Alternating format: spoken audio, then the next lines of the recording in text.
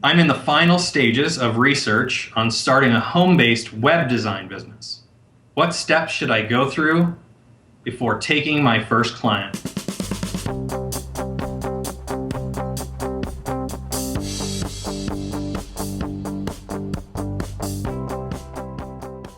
This can be complicated because a lot of people approach problems differently, and there's two big schools of thought on starting out.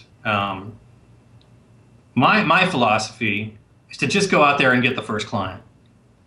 There's the two philosophies are prepare, do as much preparation as possible so you don't run into roadblocks, don't get any big surprises, and you know so you have a well-oiled machine jumping from day one. The other one is just go out there and get a client. And frankly, the second option, just go out there and get a client, is my advice these days. You don't know if it's going to work. You may know that you're a good web designer, but you don't know if you're really good at running the business part. There's tons of info out there. Our site has a business startup checklist. We have lots of resources, about the things that you could set up. You'll want to have the basics down, of course, that we have on our checklist. Getting the company, at least a DBA registered, at least some kind of business, at least some online presence.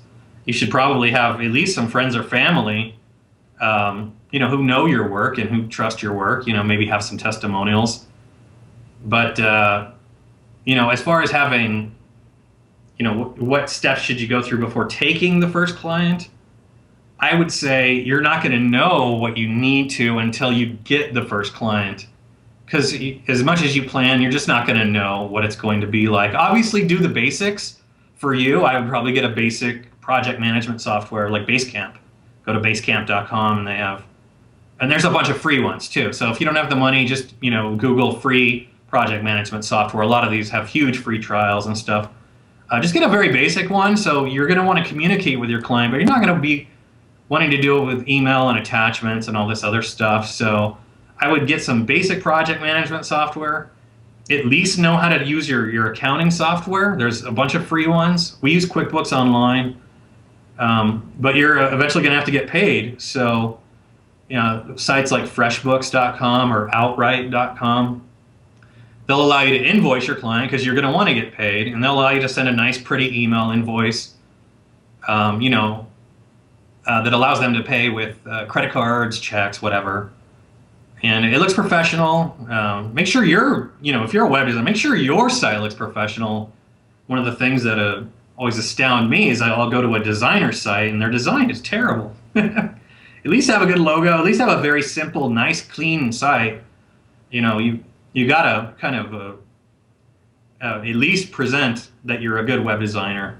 If you don't have any clients yet, get that first client though, and then iterate as you go. Find out, is this software working for me? Is project management working for me? Do I need more do I need a bigger portfolio?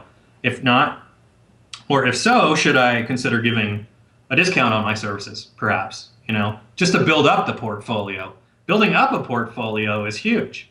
So once you have clients and testimonials, get those testimonials on your site. Say, hey, you know what? I'll do this for 30% off. As long as you enjoy my work, give me some, let me have a testimonial on the website.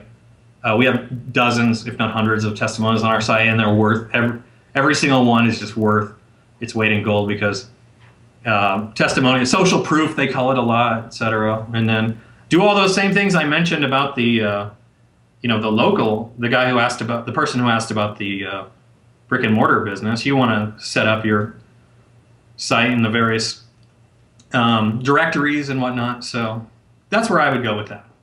On a web design, get the clients, jump in, don't plan too much, but plan for the basics, invoicing, how you're going to manage the project with your client. Oh, sorry, expectations. Let's throw in expectations and project specs.